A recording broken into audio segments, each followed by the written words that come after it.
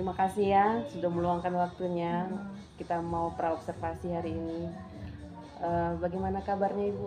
Alhamdulillah baik Bu Eva. Baik ya. Baik, kita akan mengadakan observasi nantinya. Tapi sebelumnya kita mau mengadakan praobservasi dulu ya. Saya tanya boleh ya? Iya. Boleh Bu. Iya. Nanti di kelas Ibu akan melaksanakan kegiatan pembelajaran. Apa tujuan dari proses pembelajaran yang Ibu Ayu lakukan nantinya? Baik Ibu Eva, jadi materi selanjutnya yaitu kami akan membahas tentang materi demokrasi terpimpin. Jadi dalam kegiatan pembelajaran nantinya saya berharap bahwasannya murid itu dapat mengetahui bagaimana penerapan demokrasi terpimpin pada masa Presiden Soekarno. Kemudian juga bisa murid itu bisa menganalisis setelah mereka mengetahui ternyata kemudian mereka menganalisis bagaimana penerapan atau pelaksanaan demokrasi terpimpin itu dan membandingkannya dengan penerapan di masa demokrasi sekarang. Gitu. Jadi mereka paham ya. Apalagi kita mau pesta demokrasi ini ya. Jadi mereka paham demokrasi itu seperti apa gitu. Oh, baiklah. Kompetensi apa yang ingin dicapai Bu nantinya?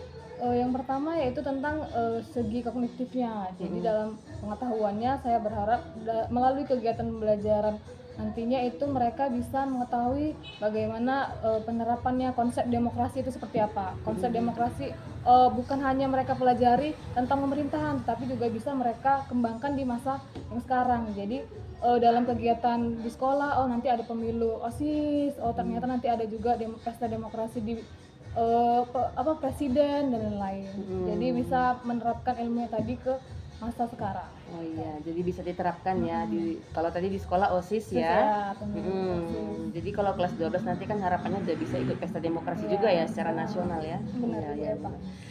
Jadi strategi apa yang mau Ibu Ayu lakukan, metode pembelajarannya seperti apa nantinya? Nah, jadi nanti di kegiatan pembelajarannya saya akan membuat namanya pembelajaran yang bersifat kelompok. Jadi nanti mereka ada kelompok belajar, kemudian mereka akan diajarin untuk berdiskusi seperti apakah penerapan demokrasi, bisa menganalisis secara berkelompok. Kemudian juga saya akan melakukan pertamanya ada memberikan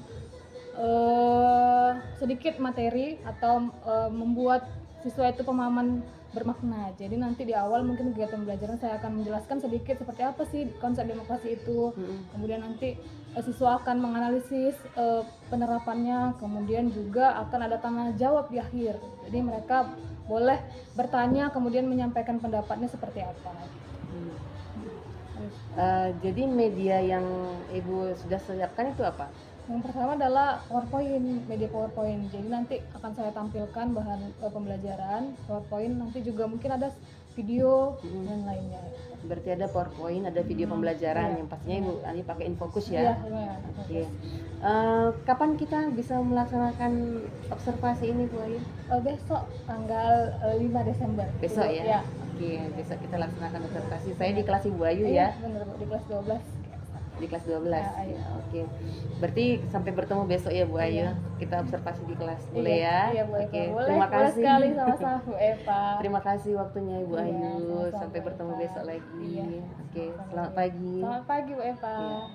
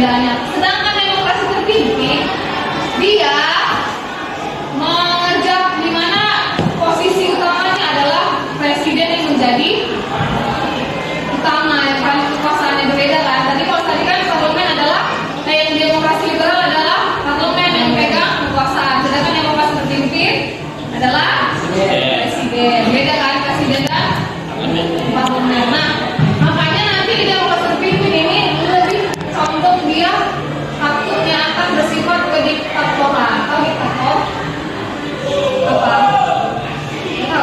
Diktator maksudnya presiden itu punya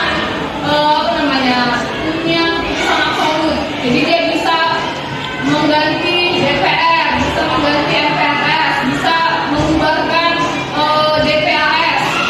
Jadi itulah dia punya kekuasaan penuh, terserah dia presiden mau seperti apa. Kan tidak diperbolehkan di sebuah negara seperti itu karena tidak mencerminkan adanya demokrasi. Walaupun dia presiden, tapi harus ada batasan undang-undang, peraturan yang membatasi kewenangan presiden. Itu tadi keselewengan dari demokrasi. Tadi kan sudah saya jelaskan, sudah saya kasih gambaran. Menurutmu itu demokrasi terpimpin cocok nggak di Indonesia? Penerapannya? Tidak. Kenapa? Ada yang masih alasannya? Bisa. Kenapa tidak cocok bisa? Mereka takut kenapa kalau saya marah? Kalau salah kan kamu apa? Kan kita sama-sama belajar, kan? Kita, karena tadi dia bilang nggak bisa.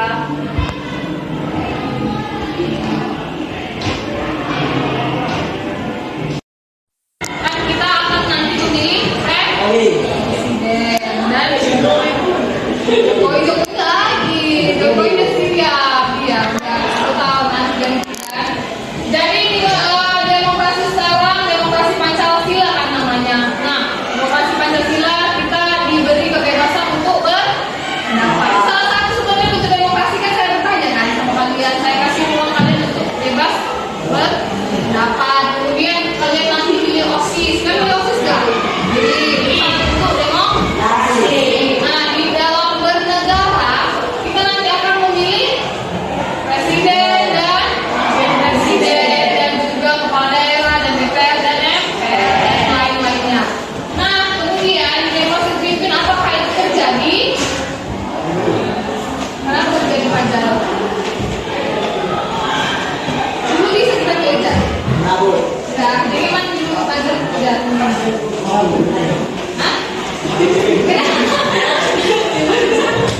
Kenapa belajar? Bagaimana dulu? Dewan konstituante, ya kan? Nah, itu kita pilih juga, dikasih rakyat memilih, tapi tidak semua rakyat punya hak untuk memilih. Ada saat itu demokrasi.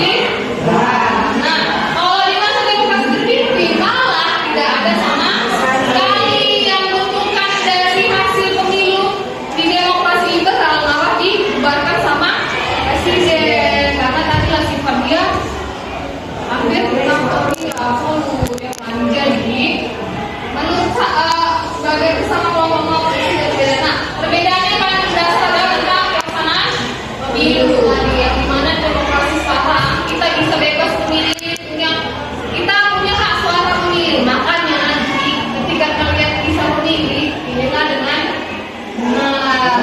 pilihnya jangan karena uang, apalagi kalau sombongan, serangan pajak. Karena dulu kita belum punya hak memilih, makanya Rasulullah sekarang kita bisa punya hak memilih. Kalau dulu lah dan ditentukan di MPR, itu yang pernah sendiri, ya kan? Jadi kita, saya nggak suka sama presiden lagi, sekarang kita punya hak memilih, kan? Si MPR aja yang punya memilih, kan? Makanya bersyukurlah sekarang kita punya hak memilih. Karena panjang loh proses kita sebagai sebuah negara sampai akhir ini kita punya demokrasi yang ya seperti inilah saat ini kan, yang dibilang agak demokrasi bablasan juga iya, cuman ada bersyukurnya kita masih bisa mengontrol pemerintahan, ya kan? Ya, betul. Setelah mengenai penerapan demokrasi terpimpin di Indonesia, apakah cocok dengan kepribadian Indonesia atau enggak? Nah, menurut saya, kalau menurut sejarah ya, menurut saya juga, pelajaran kita hari ini, menurut Suci, apa yang bisa Suci ambil di pelajaran kali ini Suci? Apa yang Suci dapat dari informasi yang sudah kita pelajari hari ini?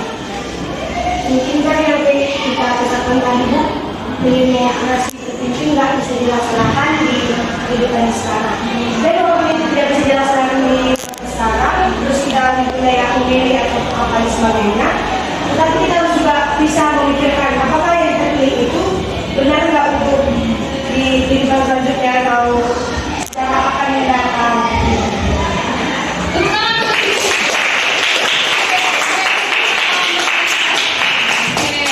Ada lagi yang mau ngasih pendapatnya? Lagi siapa lagi? Akhir. Apa lagi Rin?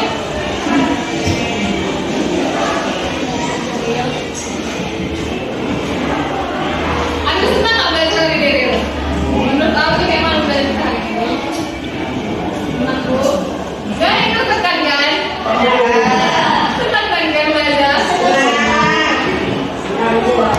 Oke lah, karena minggu depan kita akan menjelang ujian kan, jadi saya sangat berharap kalian juga nantinya bisa mengerjakan ujian dengan baik, dengan jujur juga. Jadi jangan patokannya nilai, jadi harus kemampuan diri. Melalui kesempatan kali ini saya mau meminta maaf, misalnya ada perkataan atau perbuatan saya di selama semester kita belajar ini ada kurang berkenan di hati kalian.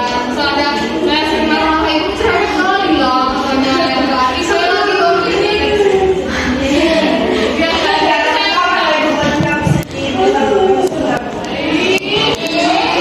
kan namanya sebagai manusia biasa pasti ada lah yang mungkin ada perbuatan saya yang berkenan, saya minta maaf.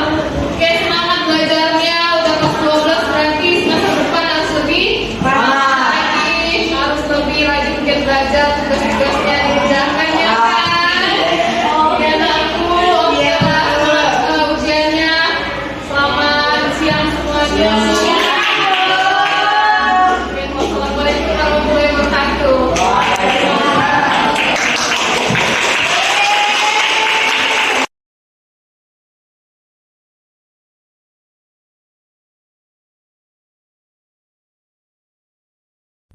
Selamat pagi Bu Ayu. Selamat pagi Bu Eva. Apa kabar? Alhamdulillah baik. Kemarin kita sudah observasi ya. Iya Ibu. Bagaimana kira-kira perasaannya? Perasaan setelah observasi tentunya lega. Perasaannya sudah menyelesaikan observasi, sudah ada Bu Eva di dalam, jadi saya lega. Lega ya.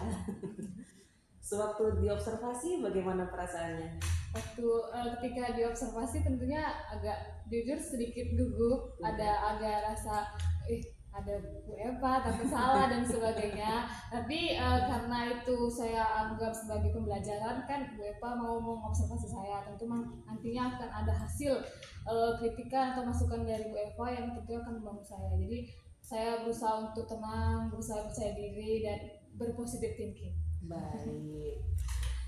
Jadi dari proses pembelajaran yang kemarin, hal apa yang sudah Ibu Ayu kembangkan kepada murid-murid?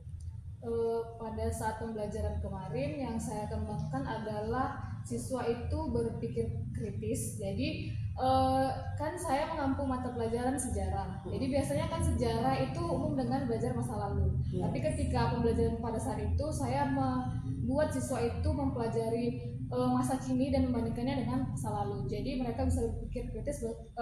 Pada saat itu pembelajarannya adalah tentang demokrasi terpimpin. Jadi membahas tentang demokrasi. Jadi saya kaitkan pembelajaran pada saat itu dengan kegiatan pemilu sekarang itu kan berkaitan dengan demokrasi seperti itu. Oh, dikaitkan dengan kita mau demokrasi sebentar lagi ya. Nah, jadi setelah pembelajaran ini sejauh mana tujuan pembelajaran yang Ibu Ayu rencanakan kemarin tercapai? Pada saat itu memang ada sedikit kendala, tetapi yang paling kerasa adalah pada pembelajaran kali itu adalah siswa mampu menyampaikan pendapatnya. Jadi mereka waktu itu Suci dan yang lain-lain, siswa saya itu mampu mengungkapkan pendapatnya tentang ternyata Bu pada saat itu presiden itu dipilih secara MPR ya Bu, nggak kayak sekarang ya gitu. Jadi mereka sudah bisa membandingkan antara demokrasi terpimpin yang pada dulu di masa era Soekarno dengan demokrasi yang pada di era sekarang. Jadi mereka sudah bisa membandingkan demokrasi zaman dulu dengan zaman sekarang dan lebih percaya diri gitu, bisa mengungkapkan pendapatnya. Kemarin itu ada juga perbedaan pendapat, ada yang dulu lah Bu bisa cuma MPR yang milih gitu, tapi itu bisa diatasi karena mereka bisa sedikit paham bahwasanya demokrasi itu berarti memahami perbedaan pendapat, boleh berbeda pendapat di antara kelas, tapi nanti ketika itu pembelajaran saya menyimpulkan yang mana yang baik gitu. Jadi pada saat kita kemarin pernah observasi, Ibu Ayu sudah menyampaikan kepada saya strategi pembelajaran yang mau Ibu Ayu sampaikan ya. Sejauh mana proses pembelajaran ini boleh Ibu laksanakan, apa semua yang Ibu rencanakan boleh Ibu laksanakan pada hari observasi menurut Ibu? Ada memang sedikit kendala Ibu. Jadi waktu strategi yang sudah saya sampaikan kepada Ibu kemarin itu kan akan ada belajar kelompok dan sebagainya. Tapi ternyata pada hari H ada sedikit kendala karena pada saat itu siswa-siswi itu sedang separuh dari kelas itu, kelas 12 khususnya, harus mengikuti kegiatan Zoom. Jadi di kelas itu saya lihat tidak ramai gitu siswanya, masih hanya separuh. Jadi akhirnya kegiatan pembelajaran secara berkelompok saya tiadakan. Dan juga ada kemarin itu sedikit terganggu masalah manajemen waktu juga. Jadi karena satu les Bu, jadi memang agak sedikit susah ketika belajar sejarah itu satu les. Nah itu sedikit kendala yang dirasakan. Akhirnya mungkin pembelajaran yang sudah dirancangkan seluruhnya sama saya itu nggak semua bisa dilaksanakan dengan baik karena ada kendala-kendala tadi. Berarti masih ada kendala ya. Jadi kalau untuk pembelajaran berikutnya, untuk mengantisipasi kendala-kendala seperti ini, apa yang bisa Ibu lakukan untuk rencana Ibu proses pembelajaran yang berikutnya? Baik, untuk mengatasi kendala tadi tentunya saya harus merefleksi diri dulu kan Bu, bagaimana kira-kira apa yang harus saya perbaiki. Jadi ketika itu saya melihat bahwasannya ternyata juga siswanya itu ada sedikit kurang fokus belajar, kurang memperhatikan ketika misalnya saya menyampaikan informasi atau materi. Jadi mungkin untuk hal itu nanti saya akan melakukan pendekatan kepada siswa, kira-kira apakah harus mengubah metode pembelajarannya supaya mereka lebih semangat atau seperti apa. Nah, jadi nanti itu mungkin saya akan melakukan pembelajaran berkelompok juga, jadi supaya mereka lebih berkolaborasi.